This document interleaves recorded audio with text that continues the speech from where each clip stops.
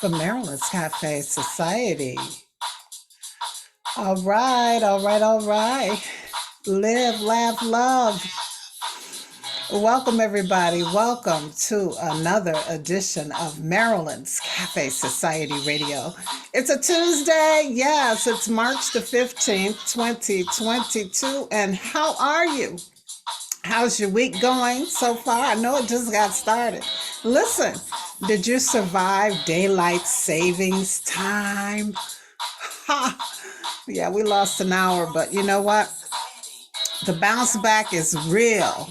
Yes, I'm a little slow again, but I have an excuse this time, and that is that lost hour. For some reason, I felt it this morning. Did you? Or yesterday? I don't know. I was fine Sunday, but yesterday and today I was just dragging a little bit. But here we are, everybody, on another show. So welcome to Maryland's Cafe Society Radio on YouTube. And so listen, I am good. I am enjoying the spring-like weather. I'm seriously contemplating moving around a bit more, now that things are back to normal. Yeah, and folks are out milling around, and I'm seeing more people not wearing their mask, and it almost looks normal, but we have to keep in mind that thing is still out there. So again, stay safe, everybody. So listen, yesterday was Pi Day. Yeah, as in 3.14159, repeat. You remember, right? It's the ratio of a circle's circumference to its diameter. Well, anyway, over the years, some people have opted to celebrate this mathematical constant symbolically by indulging in eating pie, as in the food pie. So my question to you is, did you have a savory pie on yesterday, or did you enjoy a sweet pie, or at least a slice of it? Well, I went out yesterday for that specific reason, to get pie, and got sidetracked, got distracted with some other things that I saw that I wanted, and got home and did not have the pie. But that's all right, because I probably didn't need it anyway. All right, everybody. So listen, St. Patty's Day is Thursday of this week. And so the city of Chicago was already ahead of things. They kicked off the festivities this past weekend by dyeing the Chicago River. That's an annual tradition. And so they had their parade, and, the thing is, what are people going to do this coming Thursday? If you read my blog from last week, I'm pushing the color green. Ta-da! I'm wearing the green. Can you see the green in the earrings? So just representing all that the color greens represent spiritually and just symbolically. So if you don't know, just go to the blog, my latest blog on WordPress, Maryland's Cafe Society on WordPress, and get, a tip. And we've been doing this for years, starting as kids. Even though we're not Irish, we celebrate St. Patty's Day, and we wear the green and all the little special jewelry and costume jewelry, and some even get into the wearing the hats. But whatever you do, just be safe, and don't drink and drive, okay? All right. And then lastly, spring officially arrives on this coming Sunday, even though, like I said, we've been kind of feeling springy around here, but it's official this coming Sunday. Aren't you glad about it? And so listen, I'll tell you what tomorrow is a little bit later on in the show. All right. So for now, let's get into the latest with the coronavirus updates. And of course, our information and data is coming from Johns Hopkins University. And so the latest number of COVID-19 cases globally is now at 460,418,480 cases, which apparently is an adjustment from last week's number because last week I reported 484.4 million. So that's a drop, right? So somewhere along the way, I don't think I transposed the numbers, but maybe I did. Um, anyway, that's the adjustment. That's what they're reporting today. In terms of deaths, of COVID-19 deaths, the number now sits at 6,048,612. Here in the United States, they're reporting just under 79.6 million COVID-19 cases, and they're inching towards the million mark. Right now, that number in terms of lives lost is 965.4 thousand. In Ukraine, with all the conflict that's going on there, their number of COVID cases is now 5,040,000 cases, and the deaths is 112,449 deaths. And China, boy, their numbers are going up. In fact, they have instituted more lockdowns in parts of China, but they're now reporting 753.1 thousand COVID cases. And in terms of their deaths, COVID-related deaths are now sits at 9,204 lives lost. So again, just practice safety and protect yourselves, you guys. Social distance, wear your mask, and continue to stay safe. Remember to wash your hands and all of that good stuff as well. I'm seeing more of the face shields now too. I don't know if you've noticed it, but some people have opted, those who aren't quite comfortable with just going maskless have opted to wear the full face shields without the mask so that we can see each other's faces and smiles. All right, moving right along, let's look at some other news, some things that are happening in the world. And starting here in the United States, back on March 11th, President Biden signed a $1.5 trillion Omnibus Appropriations Bill to fund the federal government through the remaining months of fiscal year 2022. Now, this omnibus includes significant increases to many key affordable housing and community development programs, which are priorities. We have a lot going on here in the United States and around the country, particularly while we were in the pandemic. It seemed like it kind of sent more people into poverty, more people into homelessness, more people just suffering all around. And affordable housing has been one of the big things, the COVID-related cushion that the government provided to people so that they could keep their apartments or their homes. Some of those situations didn't pan out for folks, and so this is kind of good. The legislation includes a $4 billion more for HUD.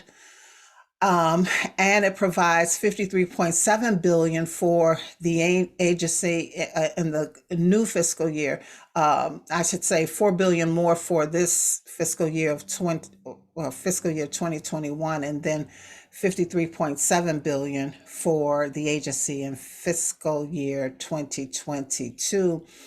It also increases the critical affordable housing and community development programs at Treasury and the United States Department of Agriculture. So hopefully some folks will get some relief, and we'll see some community development projects around affordable housing popping up more sooner than later, right? All right. Now back to what's happening in the world. We all are kind of focused on what's happening with the Russia invading Ukraine. And here's a spin. Now, last week we talked about the fact that the Russian media was being heavily controlled. And so some people living in Russia didn't know the full facts about what was going on with the war between Russia and Ukraine, or didn't know that there was a conflict at all. But listen to this story. an editor by the name of Marina Ovsyannikova. Okay, she's an editor at a Russian state-run Channel 1 television network. She stormed an evening news broadcast recently with holding up a sign that said, "Stop the war. Don't believe the propaganda. They are lying to you." Now, of course, she's been arrested, and under a new law in Russia, she could potentially face up to 15 years in prison. Um, as a backup, she also left a pre recorded video explaining her motivations. And so I think that's sort of confirmation of the reports that we were hearing from insiders, particularly Ukrainians who had relatives or friends who lived in Russia. They were the ones that were discovering that some of them didn't know what was going on, or was being misled, with the facts about what was happening. So anyway, we pray that, she's released, or that a miracle in this case happens on this courageous young lady's part, because she did something that many would not do. All right. And related to the Russian and Ukraine conflict, the American Red Cross has called the situation that's happening over in Ukraine specifically as nothing short of a nightmare for the civilians, as Russia continues to pummel Ukrainian cities. Of course, it's happening even as the countries are keeping, this narrow diplomatic channel open for a ceasefire. In fact, I believe they may be having talks right now as I'm recording the show. But meanwhile, the United States National Security Advisor Jake Sullivan warned China not to help Russia. I guess Russia reached out to China, and so they've warned China not to help Russia. Um, you know, or else they will face some of the same sanctions and penalties that Russia has faced. And from what I've read, it doesn't seem to be in China's best interest to support Russia at this time, although they do have a lot in common as countries. But, if they weigh the options, I think the decision on China's part will be not to support Russia. In fact, to try to convince Putin and the Russian government to stop it. So we'll see. Meanwhile, Ukrainian President Zelensky is set to deliver a virtual address to Congress on Wednesday. That's tomorrow here in the United States. So I'm sure all eyes and ears will be focused on what he has to say.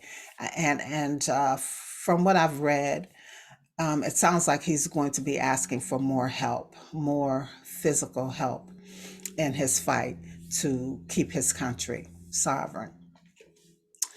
All right. And so that's what's happening in the world and here in the United States. A lot more is going on, but, do we really have the time to address it all? I don't want to, hold you too long. So let's jump into the stock market report now. Things have been, up and down since this Russian conflict has started with Ukraine. But the Dow is up for now.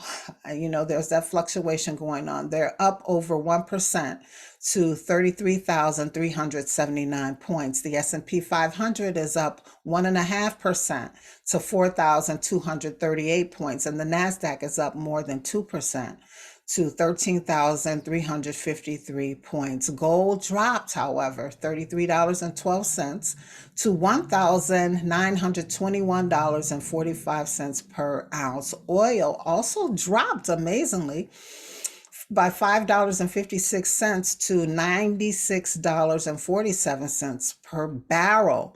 I think that is really interesting. And maybe, the reserves have kicked in, and it's been couple days since I've been to the gas pump, so maybe today after the show, I'll just scoot out real quick and see if there has been a drop. You know, at the gas pump at least. That'll be an interesting thing to note. And by the way, everyone, the Russian stock market has been closed since February 25th. And from what I've read, it's not scheduled to reopen anytime soon. All right, let's kind of lighten up a little bit and look at some other news. So, listen, have you heard about this new ABC comedy series? It's called Abbott Elementary. I just happened to be flipping through the channels back in December. Um, and by the way, that's when the show actually premiered, and I caught it. December of 2021, the first show premiered. Um, and I was kind of hooked. Now, my schedule doesn't permit me to catch every episode, but that the ones that I saw were just good. And so, by the time the show continued into January, the series had become ABC's first comedy premiere to quadruple in ratings since its original airing. So the show has amassed about 9 million total viewers, which, by the way, is ABC's number one comedy in 2 years among viewers.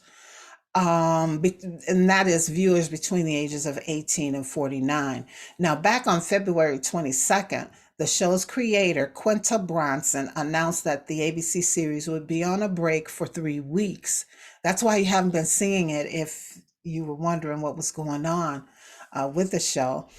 And as of, as of that date, and, this hiatus is coming to an end, the good news has been announced that Abbott Elementary is officially returning for a second season.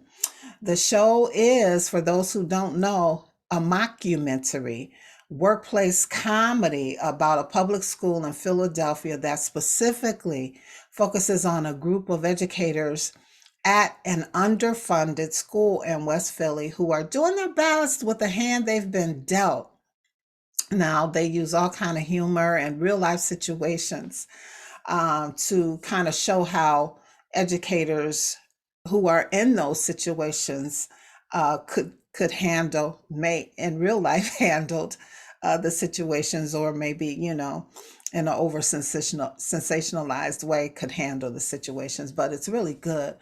Now, the show was inspired by the real life stories of Quinta Bronson's mother, who is now a retired educator, and who uh, Quinta named the show after her middle school teacher, um, Abbott. So the school is called Abbott Elementary, and Abbott is for Quinta's real life middle school teacher that she had. Now, the show portrays the educators tackling the mundane and the major real life situations while creating bonds among each other along the way. The cast is quite significant, featuring Cheryl Lee Ralph, who is a heavy hitter, Tyler James Williams. Quinta herself plays in the show, along with Lisa Ann Walter. So listen, that we have that one more week of the hiatus for this show, and then it returns. Abbott Elementary will return on March 22nd at 9 p.m. Eastern Time, 8 Central, with a new episode that's called Open House. Yeah, take that in for a minute. It should really be good. I know educators and anyone who's worked in the school is probably fond of this show because it just speaks to so much, especially in those underfunded, socially and economically depressed public school systems. So be sure to check it out, everybody. Again, Abbott Elementary on ABC. Coming back with a new episode entitled Open House on March 22nd. I believe that's a Tuesday, 8 Central, 9 Eastern Time. All right, all right. And so, we're on the Wendy Watch around here at Maryland's Cafe Society. And so, as previously reported on this show, we learned that Sherry Shepherd was named the permanent host. Remember, they had a circulating list of guests revolving chair of guest hosting while Wendy was dealing with her health issues. And it seemed like when Sherry hosted, there was a better response and the numbers went up. And so Sherry was named the permanent host for Wendy Williams because, again, Wendy is not going to be coming back for the rest of the season. And so Sherry was named permanent host. Well, shortly after that announcement, Sherry announced that she is officially set to host her very own daytime talk show on Fox. And the new show will debut this coming fall, and it will replace the Wendy Williams show all the way down to the time slot that Wendy Williams show had. So Sherry is set to serve as executive producer along with her producing and showrunner partners. And it's good. It's a good thing for Sherry Shepherd. If you've been online or checked in with some of the social media, you will see some of her responses to this exciting new adventure for her to have her very own show. But it is a bittersweet moment for Wendy, who is still working through her health issues. Now, the presidents of the producing company, Debmar Mercury Co., Mort Marcus and Ira Bernstein, released a statement during the time that Sherry Shepherd announced that she was going to have a new show. And in that statement, it partially said, "We all have a great love and affinity for Wendy, who grew into a true icon during the 12 incredible seasons as the solo host of a live daily talk show, dishing on hot topics and interviewing celebrities," end the quote.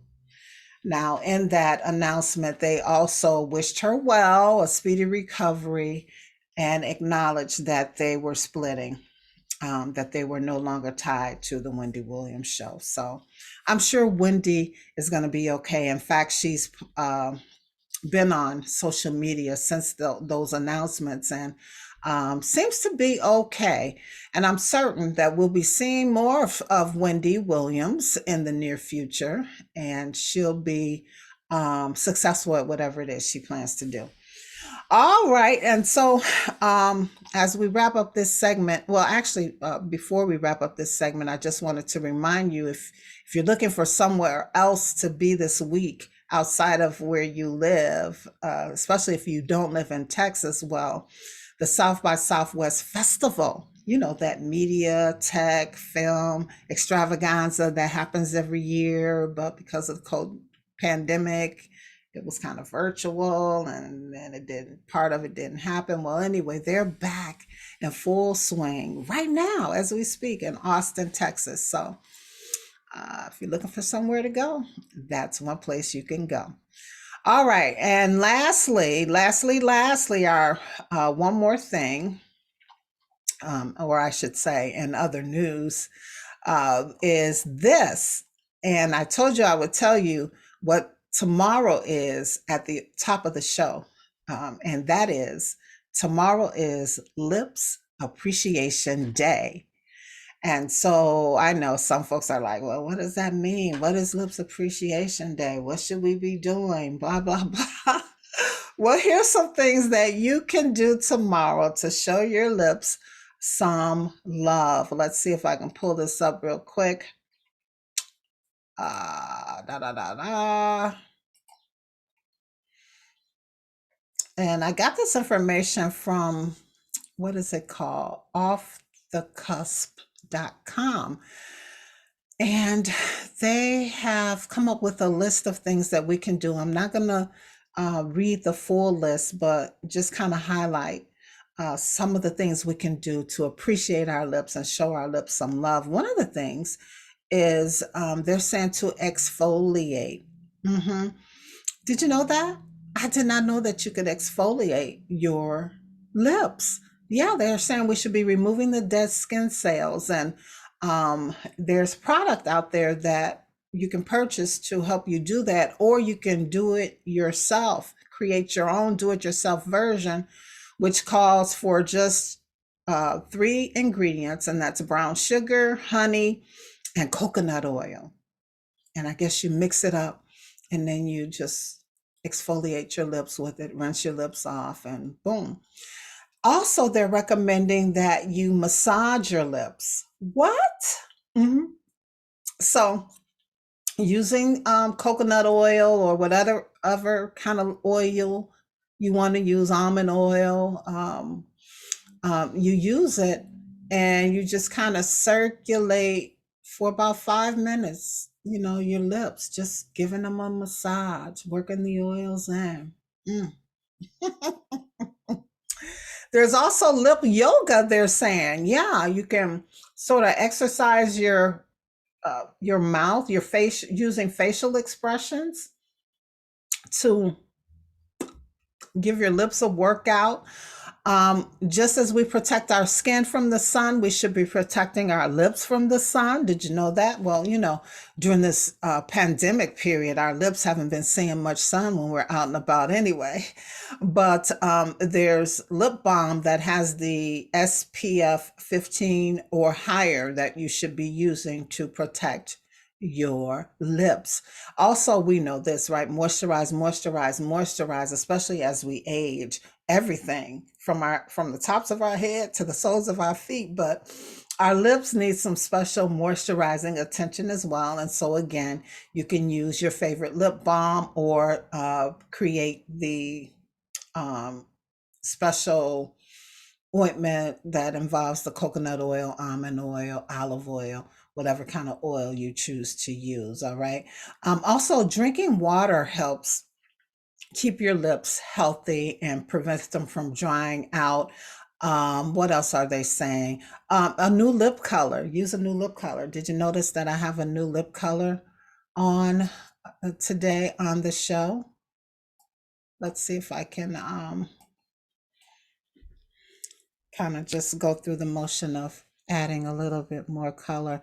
Normally I wear a red, and I'm real big on the various shades of pink as well, but for today's show I decided to use an orange lip color.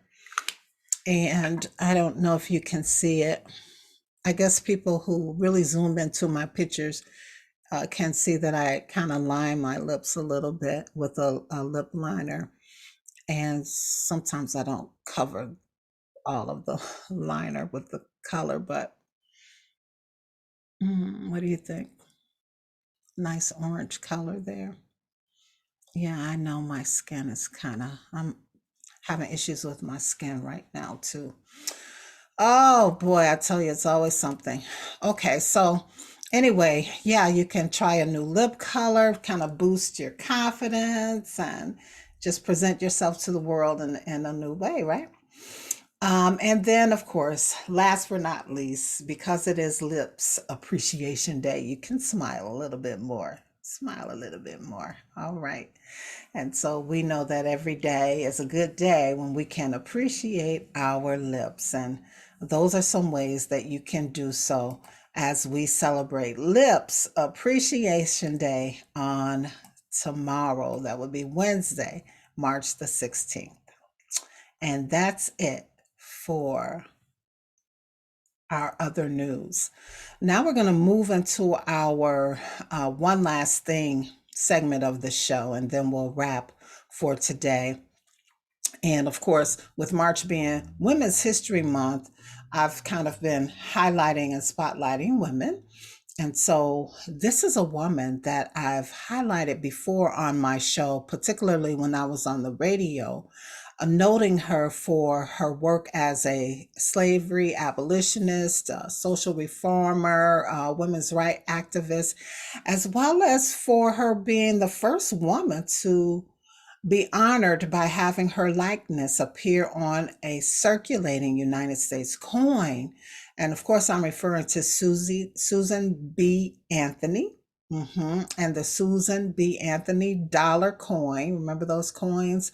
Which they're saying they stopped making because they weren't being well received by the public. I find that very hard to believe. But anyway, here's a bit more about Susan B. Anthony. Something that's like a little known history fact that we didn't know, but the folks during her time period did. We know that she spent most of the latter part of her life as the president of the National Woman Suffrage Association, and she was not received by some here in the United States very well. You know, she was actually hated against for her works, but while in her late 70s and into her 80s, she began to travel and attend speaking engagements in Europe, where she was embraced and loved on and presented as an American hero. And although Susan B. Anthony did not live to see women earn the right to vote in 1920, in her later years, she did witness eventually the United States public kind of deferring to her wisdom.